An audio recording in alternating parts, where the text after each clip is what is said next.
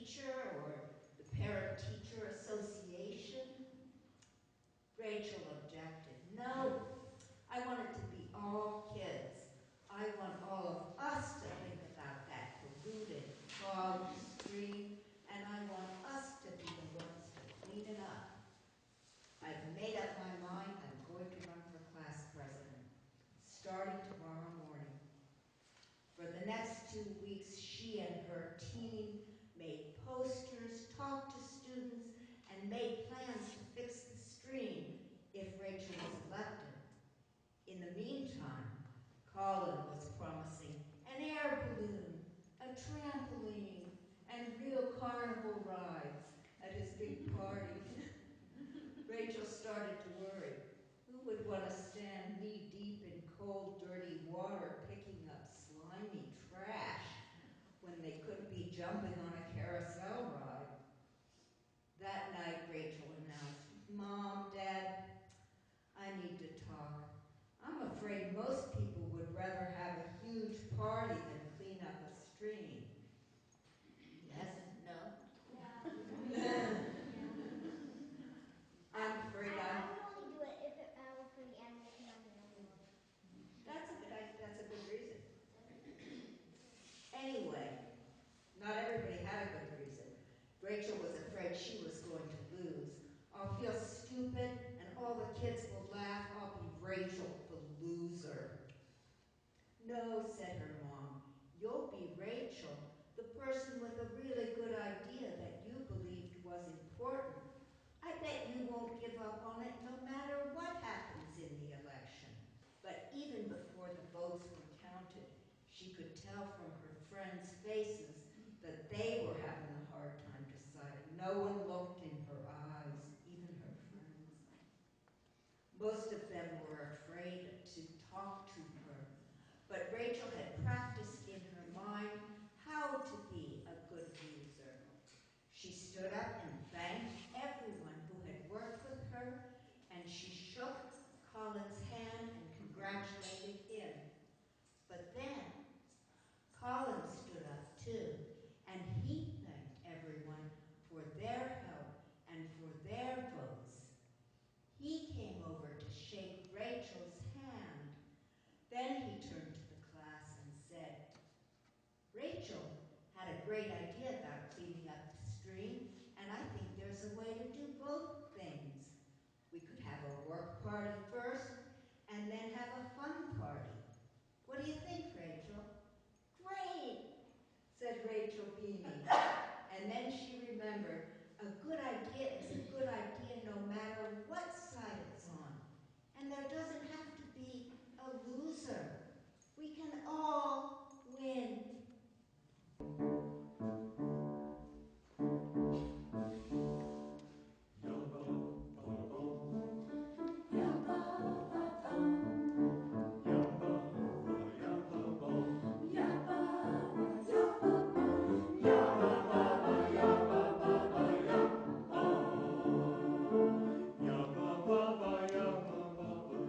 There shall be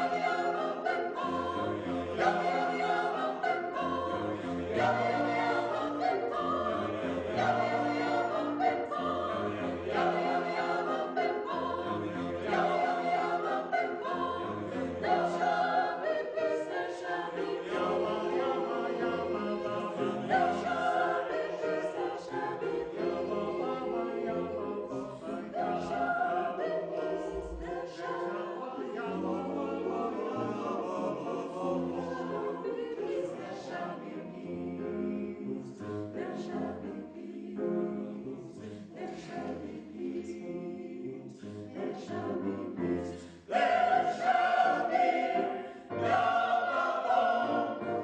shall be peace. Yah-bah-bah. Thank you, choir, and thank you, Edie. Yah-bah-boom. There shall be peace. What a great and simple message.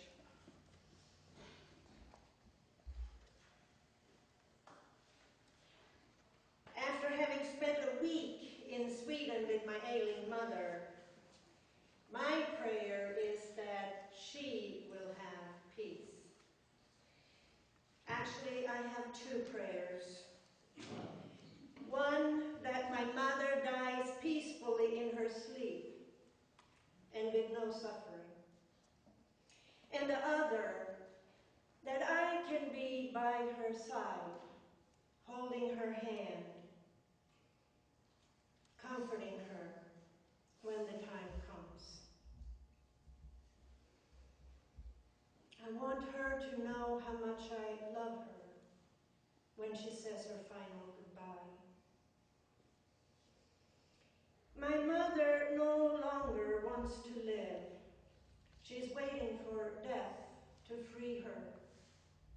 She's legally blind from macular degeneration, and as a result of a stroke that weakened her left side a year ago, she's confined to a wheelchair.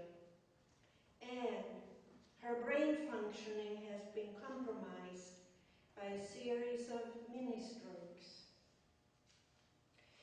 During one of my visits with her earlier this month, I asked her if she has been climbing ladders, something she talked about quite a lot when I visited with her in February.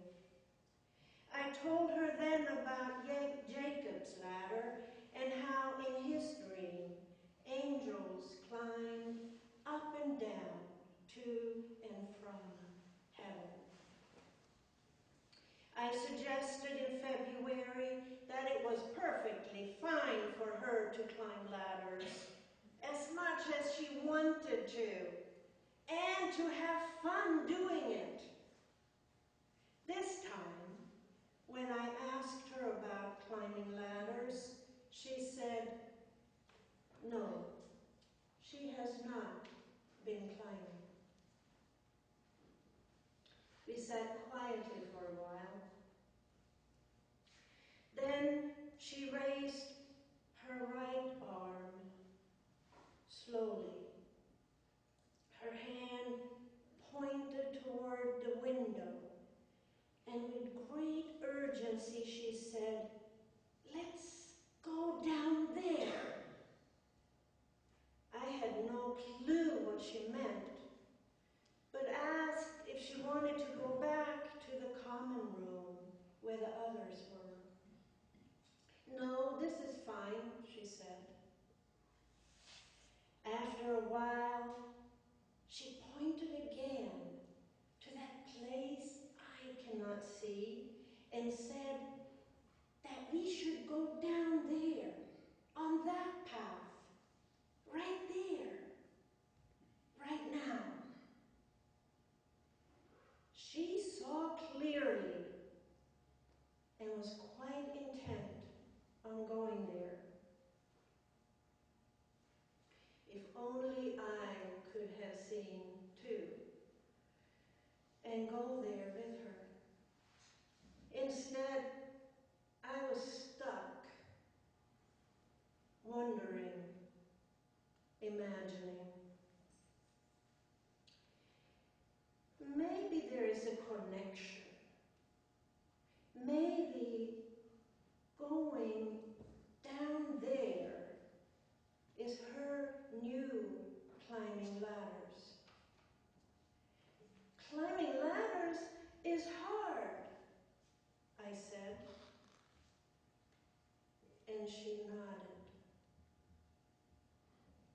Going down there is easy, isn't it?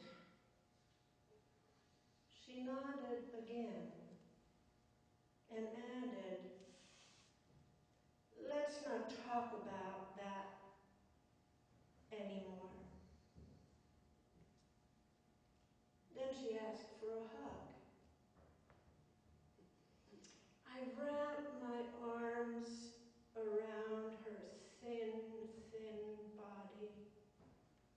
skin and bones,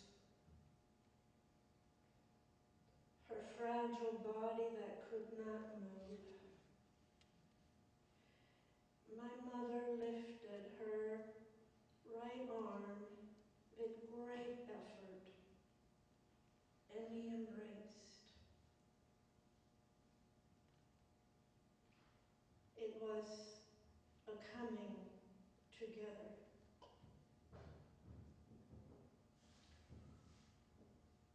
My mother and I were tending to our relationship right there at the boundary where I ended and she began, at the boundary of life and death. We were not placing stones higher up to build an impenetrable wall. That's not what we were doing. We were tending to the love and care and respect that grows between two people when there is clarity about where one person ends and the other one begins. We were, in fact, having a very intimate communion. It was comforting and it was freeing. And yes, it was sad. Good boundaries make good relationships. It is so simple. Well, okay, maybe it isn't so simple. Relationships can be complicated and can require real intention. But if there are basic ground rules and guidelines, it can be less complicated.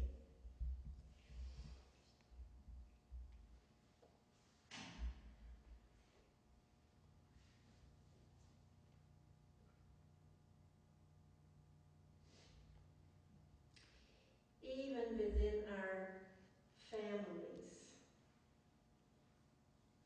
where we grow up learning about responsibilities, where there are spoken agreements about what we can and cannot do, and where we get used to what is expected of us and what we can expect in turn, it is not always so easy. But the ground rules and guidelines have to do with trust, care, and boundaries. The stronger the trust, the more secure we feel growing up. The more sensitive the caring, the more compassionate we become. The clearer the boundaries of persons, the healthier the relationships. It's like that in churches, too. Except a church is a much more complex system because it involves so many different families. Families with different stories and different, very diverse backgrounds. Different families have different rules guiding their behavior, and maybe, just maybe, even different approaches to raising and disciplining children. It's complicated, and it takes some getting used to for everyone. What makes it even more challenging in a church setting is that a church is always changing. It is. Even though you may think it stays the same, a church is always changing. People come and people go. Times change. If we don't take care and pay attention, we can get stuck in the labyrinthian maze of relational boundaries and not know how to find our way out. That is why All Souls Church has a covenant of right relations. It looks like this in printed out form. Right relations go to the core of being good neighbors. And a covenant is all about good fences. Everyone who comes here should have a copy of our covenant of right relations, because it represents a carefully crafted boundary that clarifies how we want to be in relationship with each other and what to do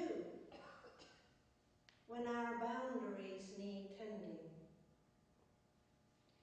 A covenant defines what our obligations and responsibilities are toward each other and what is expected of us.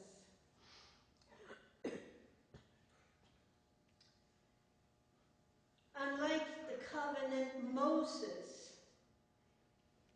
presented to his people, our covenant is not set in stone. It's a living document. But at its core, it has the same meaning: coming together. In his poem, Mending Wall, Frost tells the story of two neighbors who are very different. One is doing things because it's a tradition. He is the one armed like a stone-aged savage who lives by what his father taught him. Good neighbors. Good fences. Good fences make good neighbors. Of course, I'm not saying you shouldn't listen to your father. Don't be bound by it. The other character in the poem is the mischievous trickster who pushes at the boundaries and muses about how his apples never get across the wall and eat the cones under his neighbor's pines. Well, who would have heard of that, ever? Apple trees crossing walls, eating pine cones?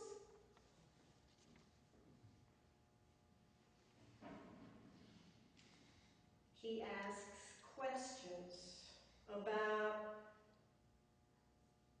what they were walling in or walling out. Yet he is the one who in springtime calls his neighbor to let him know it's time to meet up and walk the line to mend the wall. If the one traditional neighbor had risked moving out of his dark ages and listened to his obnoxious trickster neighbor, the two probably could have had an inspiring conversation. They could have mended their human relationship with care, respect, and compassion. They could have deepened their relationship poem by suggesting that something interferes with being good neighbors. Something there is that doesn't love a wall. According to Frost, that something includes nature and those darned hunters, careless hunters. Nature is to blame for the damage. Winter's frozen ground and frost heaves cause the upper stones to tumble off the wall. And hunters who care not at all about the wall of stones, only their hunt and catching the rabbit. It's a bit of greed in there. I think Robert Frost is saying that something in human nature, something within us, doesn't love a wall. Do we, by nature, cause damage to the carefully laid stone walls that separate us? Unintentionally? By virtue of simply relating to each other? Do we get so ambitious and greedy that we do not care what or who we might hurt in reaching our goals? I'm not going to tell you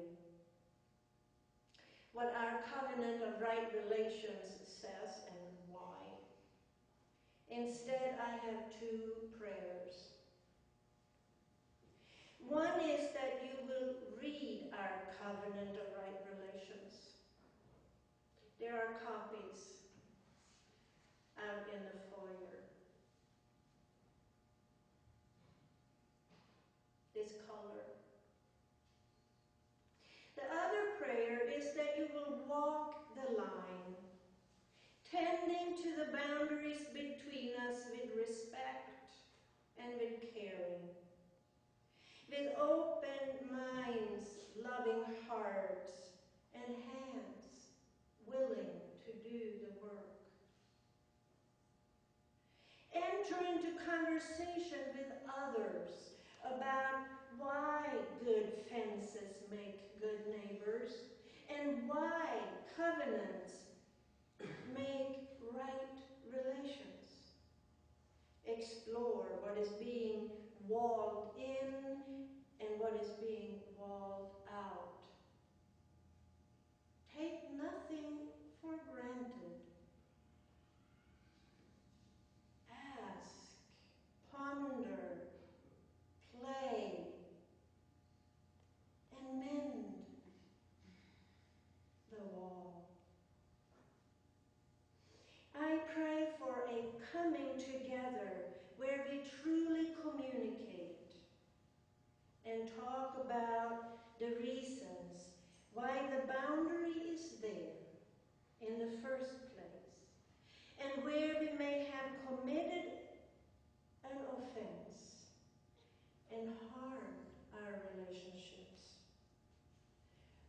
All to ensure that the relationships between us are respectful, caring, strong, and healthy, and that we can trust one another, and that anyone coming here will sense that from the very first visit, that here we are good neighbors and we tend to our relationships. It's so simple, and that is all I have to say.